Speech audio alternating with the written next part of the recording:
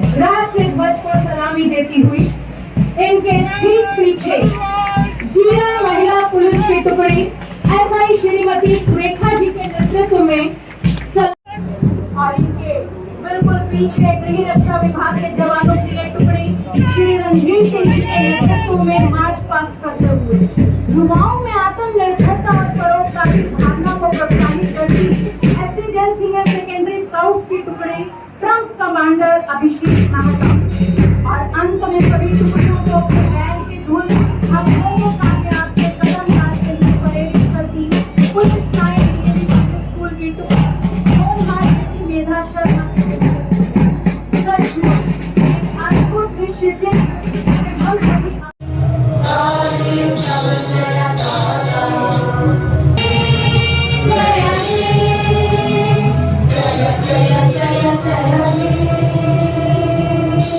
दिशा में pre nursery की शिक्षा देने के लिए प्रदेश में 4000 प्ले स्कूल प्री नर्सरी की शिक्षा देने के लिए प्रदेश में 4000 प्ले स्कूल और 500 मॉडल क्रच खोले जा रहे हैं।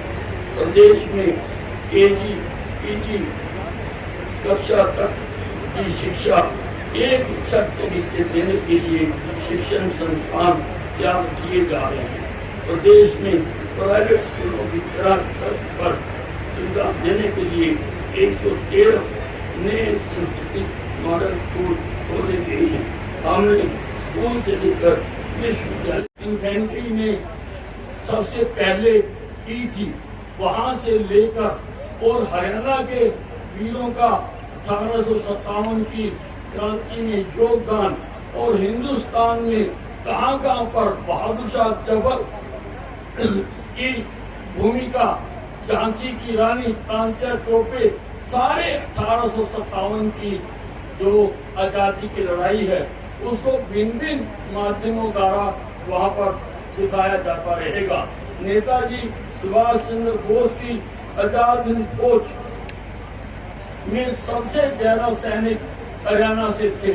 हमने अम्बाला छावनी में नेताजी सुभाष चंद्र बोस की याद में एक भव्य पार्क का निर्माण किया है, जहां पर दूर दूर से लोग पार्क का आनंद लेने भी आते हैं और नेताजी को नमन करने के लिए भी आते हैं।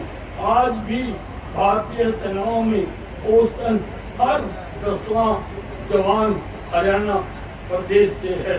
हरियाणा के वीरों ने आजादी के बाद भी देश की सीमाओं की सुरक्षा में महत्वपूर्ण भूमिका निभाई है। हमें गर्व है कि आज देश की सेना में हर 10वां सैनिक हरियाणा से है। हमारे सैनिकों ने 1962, 1965, 1971 के विदेशी आक्रमणों में ऑपरेशन कारगिल युद्ध के दौरान वीरता की नई मिसालें कायम की हैं। प्रदेश के वीर कभी भी राष्ट्रीय एकता और अखंडता की रक्षा के लिए अपने अमूल्य प्राणों की आहुति देने से पीछे नहीं हटे। बहनों और भाइयों, आजादी के अमृत महोत्सव को हम कोविड-19 महामारी के दौरान में मना रहे हैं। अनेक कोरोना वॉरियर्स ने अपनी जान की परवाह न करते हुए महामारी से निपटने में महान सेवा की है। कोविड आज भी खत्म नहीं हुआ है, चल रहा है, कम हो गया है और बार बार अनेकों माध्यमों से ये चेतावनी दी जा रही है कि तीसरी लहर भी आने वाली है और शायद वो पहली दोनों लहरों से भी घातक हो। हमें उसको रोकना है। आप रोक सकते हो। आप कोविड के नियमों का पालन करके उस योग्यता के आधार पर नौकरियां देना, जो पहले हमारा देश प्रदेश बदनाम था कि यहाँ पर तो नौकरियां बिकती हैं, यहाँ पर तो पर्चा है, उसको हमने बंद कर। आज योग्यता के आधार पर यहाँ पर युवाओं को नौकरियां मिल रही हैं। कर्मचारियों का तबादला, ये भी मंडियां लगी करती थी। लोग कर्मचारी एक तरफ नौकरी करते थे, दूसरी तरफ आकर नेताओं के द्वार पर लंबी लंबी लाइनें लगाते थे। हमने उसको भी खत्म कर दिया। हमने ऑनलाइन तबादला नीति कर दी। गरीबों के राशन, पेंशन, वजीफा, सब्सिडी में चल रहे गोरख धंधों को IT का प्रयोजन करके सफाया करना शामिल है। पूरे प्रदेश में लागू की गई। हाल ही में हमने आउटसोर्सिंग से जुड़ी सेवाओं में, जिसमें भ्रष्टाचार होता था, जिसमें शोषण होता था, उस ठेका प्रथा को बंद करने के लिए हरियाणा कौशल रोजगार निगम बनाने का निर्णय लिया है। ऐतिहासिक निर्णय लिया है।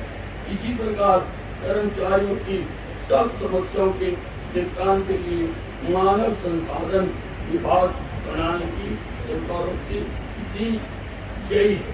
किसी भी संकट के समय हर नागरिक की समय पर मदद करने के लिए डायल 112 सेवा शुरू की गई। और मुझे बताते हुए बहुत दुख हो रहा है कि कल 112 डायल सेवा को अंजाम देते हुए यहाँ पर जग्गी सिटी सेंटर के सामने हमारे 3 सिपाही शहीद हो गए। किसी की काल पर मिनटों में वो वहां पर पहुंचे थे, लेकिन किसी तेज गति टैंकर ने आकर उन पर चढ़ाई कर दी और वो 3 और वो जो सब्जी वाला था वो शहीद हो गए। मैं उन सबको भी नमन करना चाहता हूँ। भाइयों और बहनों, हमारे लिए किसान हित सर्वोपरि है। हमारा प्रयास है कि किसानों को खेती प्रक्रिया में हर कदम पर मदद मिले, यानी बुवाई से पहले और बुवाई के बाद भी और फसल कटाई के बाद भी। यही नहीं, हम किसानों को प्रोत्साहित करने के लिए विभिन्न नगद लाभ भी प्रदान कर रहे हैं। हाल ही में हमने कृषि भूमि के आदान प्रदान में एक को आने से रोक सकते हो। मैं अपने सभी चिकित्सा साथियों को व चिकित्सा स्टाफ को, समाज सेवकों को, पुलिस कर्मियों को, सफाई कर्मियों को, आंगनवाड़ी कार्यकर्ता आदि जिसमें शामिल हैं, मैं सबको नमन करना चाहता हूँ। मैं इस निस्वार्थ सेवा के लिए उनका अभिनंदन करता हूँ, धन्यवाद करता हूँ। दुनिया की इस प्राचीनतम सांस्कृतिक भूमि भारत की आजादी का आज हम अमृत महोत्सव मना रहे हैं। इस कालखंड में हम सब ने विभिन्न प्रधानमंत्रियों की लोहा मान रहा है। उनके नेतृत्व में आज देश में क्रांतिकारी बदलाव होते दिखाई दे रहे हैं। आप सबको पता है कि 5 अगस्त का दिन भारत में ऐतिहासिक बदलाव का साक्षी बन गया है। इसी दिन वर्ष 2019 में जम्मू कश्मीर को पूर्ण आजादी प्राप्त हुई तथा प्रधानमंत्री श्री नरेंद्र मोदी जी ने अनेकों लोगों ने अपने जीवन की आहुति दी उस मंदिर का निर्माण कर।